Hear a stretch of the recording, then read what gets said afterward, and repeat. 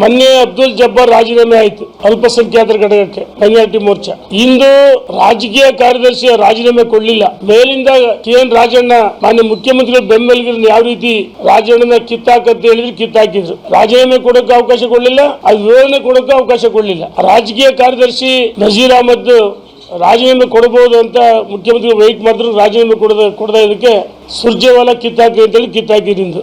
ಇನ್ನ ಜಮೀರ್ ಅಹಮದ್ ಬೆಳಗ್ಗೆ 11 ಗಂಟೆ ಭೇಟಿ ಮಾಡಕ್ಕೆ ಹೇಳಿದ್ರಂತೆ. ನನಗೆ ಪೂರ್ಣ ಮಾಹಿತಿ ಇದೆ. ವಿಳಂಬ ಆಗಿದ್ದಕ್ಕೆ ಅಂಬೇಡ್ಕರ್ ಜಯಂತಿಗೆ ಮಾನ್ಯ ಮುಖ್ಯಮಂತ್ರಿ ತೆರಳಿದಕ್ಕೆ ಇಂದು ರಾತ್ರಿ 8 ಗಂಟೆಗೆ ಭೇಟಿ ಮಾಡಕ್ಕೆ ಹೇಳಿದ್ದಾರೆ.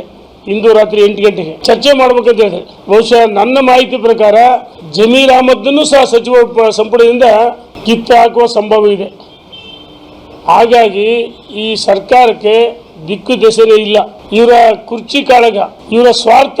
ರಾಜ್ಯದ ಮತದಾರರು ಪ್ರಜ್ಞಾವಂತ ಮತದಾರರು ಮತ ಕೊಟ್ಟಿದ್ದಾರೆ. ಜನರ ಋಣವನ್ನು ತೀರಿಸಬೇಕಂತ ಹೇಳಿ ಮುಖ್ಯಮಂತ್ರಿಗಳಿಗೂ ಕಾಳಜಿ ಇಲ್ಲ, ಉಪಮುಖ್ಯಮಂತ್ರಿಗಳಿಗೂ ಕಾಳಜಿ ಇಲ್ಲ, ಸಚಿವರುಗಳಿಗೆ, ಶಾಸಕರಿಗೆ ಯಾರಿಗೂ ಕಾಳಜಿ ಇಲ್ಲ.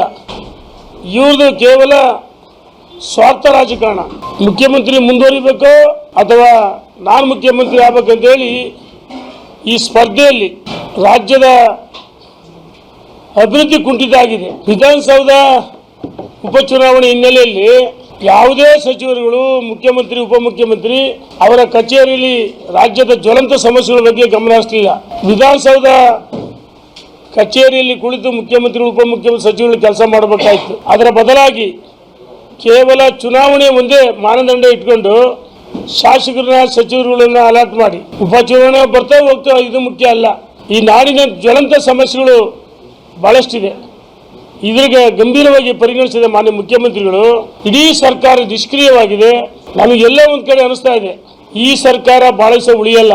ಆಂತರಿಕ ಕಚ್ಚಾಟದಲ್ಲಿ ಸರ್ಕಾರ 100ಕ್ಕೆ 100 ಪತನ ಆಗುತ್ತೆ ಅಂತೇಳಿ ನಮಗೆ ಅನಿಸ್ತಾ ಇದೆ, ವಿಶ್ವಾಸ ಇದೆ.